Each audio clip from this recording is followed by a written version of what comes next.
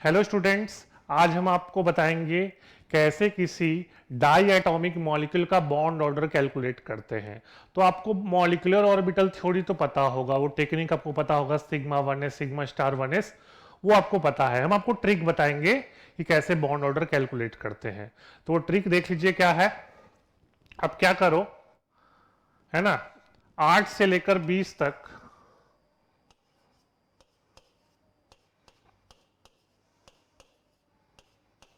Electron को लिख दो। ये नंबर ऑफ इलेक्ट्रॉन्स हैं मॉलिक्यूल में, डाई एटॉमिक मॉलिक्यूल, याद रखना ये डाई एटॉमिक मॉलिक्यूल के लिए है।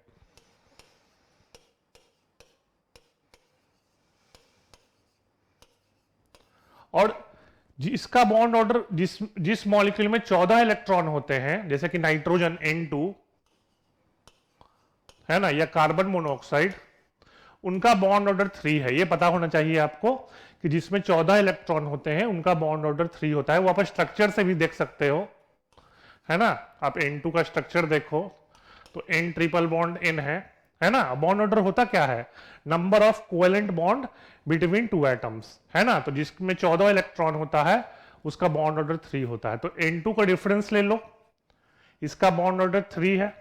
ये है नंबर ऑफ इलेक्ट्रॉन्स, और इधर हम बॉन्ड ऑर्डर लिखेंगे। अब घटाते चल जाओ 0.5 से, ठीक है ना। तो 3, 2.5, 2, 1.5, 1, 0.5, 0, ठीक है। मतलब जिसमें 8 इलेक्ट्रॉन है उसका बॉन्ड ऑर्डर 0, जिसमें 9 इलेक्ट्रॉन है उसका बॉन्ड ऑर्डर 0.5, जिसमें 10 इलेक्ट्रॉन है उसका बॉन्ड ऑर्डर 1, जिसमें 11 है 1.5, 12 का 2, 13 का 2.5, 14 का 3।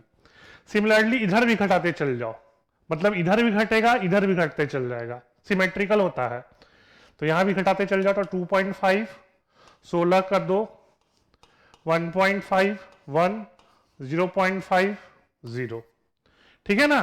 तो 14, जिसमें जिस डाई एटॉमिक मॉलिक्यूल में या आयन में 14 इलेक्ट्रॉन होगा उसका बॉन्ड ऑर्डर 3 होता है। फिर जैसे जैसे एक इलेक्ट्रॉन बढ़ते जाए या घटते जाए तो अब बॉन्ड ऑर्डर 0.5 से कम करते जाना दोनों साइड, ठीक है ना। तो ये ट्रिक है आपको बॉन्ड ऑर्डर कैलकुलेट करने का। और इससे आप और भी क्वेश्चन कर सकते हो, जैसे कि आपको पता होगा कि बॉन्ड ऑर्डर ज्यादा तो स्टेबिलिटी ज्यादा, है ना। स्टेबिलिटी ज्यादा तो बॉन्ड स्ट्रेंथ ज्यादा, और बॉन्ड स्ट्रेंथ ज्यादा तो बॉन्ड लेंथ कम। तो आप ये भी क्वेश्चंस कर सकते हो कि bond order is directly proportional to stability, is directly proportional to bond strength, and inversely proportional to bond length. जैसे कि देख लो, कोई पूछे कि N2 प्लस का बॉन्ड ऑर्डर क्या होगा, N2 प्लस का, तो N2 प्लस में कितने इलेक्ट्रॉन होंगे, 7 2 14 में से एक घटा दो, 13 इलेक्ट्रॉन, 13 पे आ जाओ। 13 बॉन्ड ऑर्डर 2.5 है, तो N2 प्लस का बॉन्ड ऑर्डर 2.5 होगा। सिमिलरली कोई बोले आपको N2 माइनस का बॉन्ड ऑर्डर क्या होगा, तो काउंट कर लो total number of electrons, 7 2 14, 14 plus 1 5, 14 plus 1 15, 15 का भी बॉन्ड ऑर्डर 2.5 है। तो N2 प्लस N2 माइनस दोनों का बॉन्ड ऑर्डर 2.5 होता है, ठीक है ना। इसमें एक एक्सेप्शन केस है, उसको ध्यान रखिएगा, CO प्लस, ठीक है ना। जो CO प्लस है उसका बॉन्ड ऑर्डर 3.5 होता है, ये ध्यान रखिएगा। एक्सेप्शन केस है वो, थोड़ा सा इस, है ना। CO प्लस एक्सेप्शन केस है, इसका बॉन्ड ऑर्डर 3.5 है, ध्यान रखिएगा। ये रूल का वो स्ट्रिक्टली फॉलो नहीं करता, एक्सेप्शन केस है तो कॉम्पिटिटिव एग्जाम में आ सकता है। CO प्लस बॉन्ड ऑर्डर 3.5, ये आपको ध्यान रखना पड़ेगा। तो ये तो था आपको डाई एटॉमिक मॉलिक्यूल के लिए। अब थोड़ा सा हम पॉली एटॉमिक मॉलिक्यूल का देख लेंगे। जैसे देखिए कार्बोनेट आयन, तो कार्बोनेट आयन मान लो, देख लो कार्बोनेट का आपको स्ट्रक्चर आना चाहिए, CO3 2 माइनस, है ना। तो इनका बॉन्ड ऑर्डर का फॉर्मूला होता है, ठीक है, 1 plus number of pi bond upon sigma bond, 1 plus number of pi bond upon sigma bond. तो काउंट कर लो, एक पाई बॉन्ड है, 3 सिग्मा बॉन्ड, तो 1 plus 1/3 which is equal to 1.33। Sulphate का देख लो उसी तरह से,